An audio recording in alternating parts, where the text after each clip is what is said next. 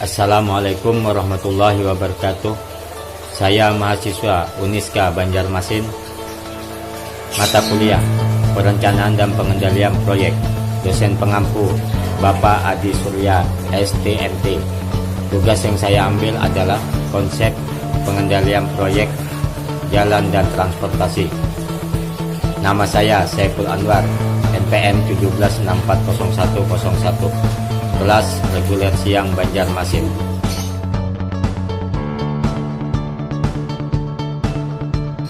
Jenis-jenis sistem pengendalian transportasi. Sistem pengendalian adalah seperangkat aturan atau prosedur yang dikenakan pada kendaraan dan lalu lintas untuk menjamin operasi transportasi yang aman, efisien, serta menghindari terjadinya konflik. Jenis konflik fisik berada pada satu ruang dalam waktu bersamaan. Konflik kepentingan usaha meningkatkan kecepatan bertentangan dengan usaha untuk menurunkan angka kecelakaan. Tujuan diadakannya sistem pengendalian mengatur agar pergerakan yang terjadi bisa selalu dikontrol dan berjalan dengan selamat, efisien, dan kinerja yang maksimum. Prinsip dasar pengendalian: melihat dan dilihat, pemisahan dalam ruang dan pemisahan dalam waktu. Jenis-jenis sistem pengendalian: melihat dan dilihat, dan kurung visual seperti tanda suar, bisa juga dengan bunyi tertentu. Pemisahan dalam ruang misalnya interchange, subway. Pemisahan dalam waktu misalnya lampu lalu lintas di persimpangan, pengaturan jadwal kereta api, pengaturan jadwal penerbangan. Pengendalian pada jalan raya. Pengendalian pada jalan raya: dilihat dan dilihat persimpangan tanpa lalu lintas, rambu dan marka jalan, pelikan dan lampu lalu lintas. Rambu adalah tanda atau perlengkapan yang dipasang di sisi atau di atas jalan yang berupa papan petunjuk, patok, dan penghalang. Bentuknya lingkaran segitiga, segi 8, segi 4 panjang. Jenis rambu: rambu larangan, rambu perintah, rambu peringatan, rambu petunjuk atau informasi. Rambu larangan berbentuk lingkaran atau segi 8, warna dasar merah atau putih, warna simbol atau tulisan hitam atau merah. Rambu perintah bentuk umumnya lingkaran, perintah berbentuk simbol, persegi 4, perintah berupa tulisan atau kalimat, warna dasar biru, warna tulisan putih, merah atau hitam. Rambu peringatan bentuk umumnya segitiga dan persegi 4 yang dipasang diagonal, warna dasar kuning atau oranye, warna tulisan simbol adalah hitam.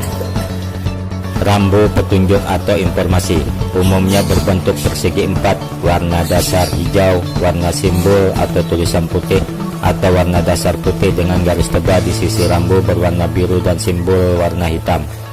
Marka jalan. Marka adalah tanda atau simbol atau tulisan yang dipasang pada permukaan jalan untuk mengatur lalu lintas agar lancar dan aman. Warna marka jalan umumnya warna putih dan kuning. Ada beberapa jenis marka. 1. Marka garis putus. 2. Marka garis penuh. 3. Zebra cross. 4. Marka pulau. 5. Marka pengarah jalur. 6. Marka huruf dan angka. 7. Marka simbol. Lampu lalu lintas.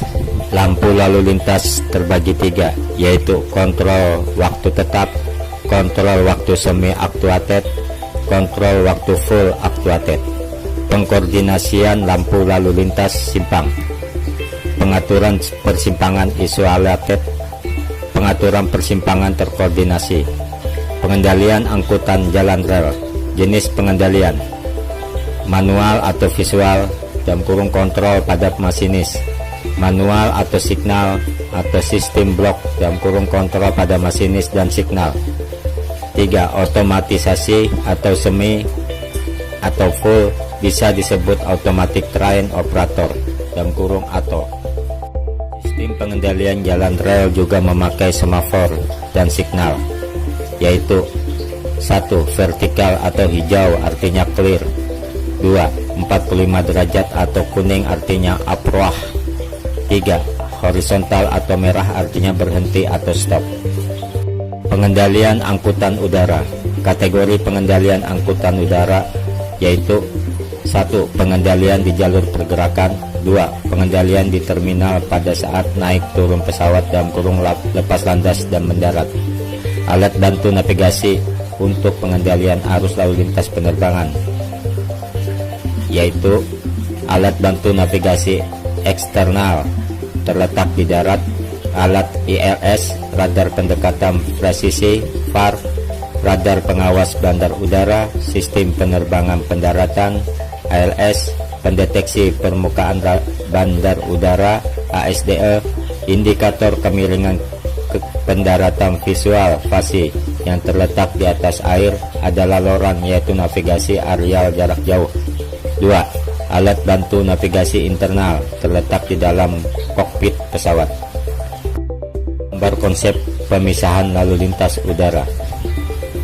Pengendalian angkutan laut. Pengendalian angkutan laut diperlukan untuk penentuan posisi dan pemberian informasi akan adanya daerah bahaya. Sistem pengendalian kadang-kadang dilengkapi dengan bunyi atau isyarat fluid. Pengendalian angkutan laut terbagi 3, yaitu sistem interval waktu, sistem interval ruang, sistem visual.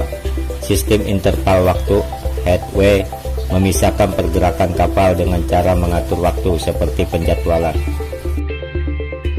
Sistem interval ruang adalah sistem pengendalian yang memisahkan pergerakan kapal laut melalui pengaturan ruang atau jalur pelayaran. Pada pengendalian ruang, komunikasi yang terjadi adalah komunikasi antar kapal. Isi komunikasi antar kapal adalah blok-blok ruang gerakannya, posisi koordinat masing-masing. Sistem visual, sistem pengendalian kapal yang mengendalikan pergerakan kapal berdasarkan kemampuan visual. Salah satu tujuannya adalah mengidentifikasi gejala alam, cuaca, dan lainnya yang dapat membahayakan pergerakan kapal. Instrumen pengendalian visual meliputi buoys, instrumen pengendalian yang terapung di air, lighthouse, mercusuar untuk memberi tanda untuk tempat-tempat berbahaya, beacon, signal bell, lampu berupa alat bunyi signal atau nyala lampu pada pengendalian lalu lintas air. 1. Lampu merah. Pelabuhan sedang penuh. Kapal yang ingin berlabuh harus menunggu agak jauh di luar supaya tidak mengganggu kapal yang mau keluar. B. Lampu hijau. Pelabuhan dapat dimasuki kapal yang ingin berlabuh. C. Lampu kuning. Kapal bersiap-siap untuk masuk pelabuhan dengan pergerakan yang hati-hati. Kesimpulan dari pembahasan video tersebut dapat disimpulkan sebagai berikut. 1. Bahwa alat pengendalian transportasi sangat penting untuk keselamatan para pengguna transportasi darat, laut, dan udara. Alat komunikasi juga sangat penting bagi keselamatan para pengguna transportasi apabila ada daerah yang berbahaya. Sistem pengendalian transportasi untuk mengatur dan menjamin operasi transportasi yang aman, efisien, serta menghindari terjadinya konflik. Mengatur pergerakan terjadi sehingga dapat dikontrol dan berjalan dengan prosedur yang berlaku.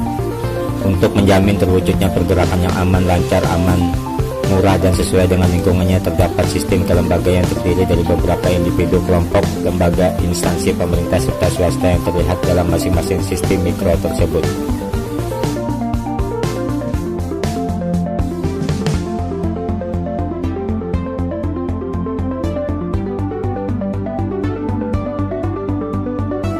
Sekian video yang saya buat, salah hilap mohon dimaafkan. Assalamualaikum warahmatullahi wabarakatuh.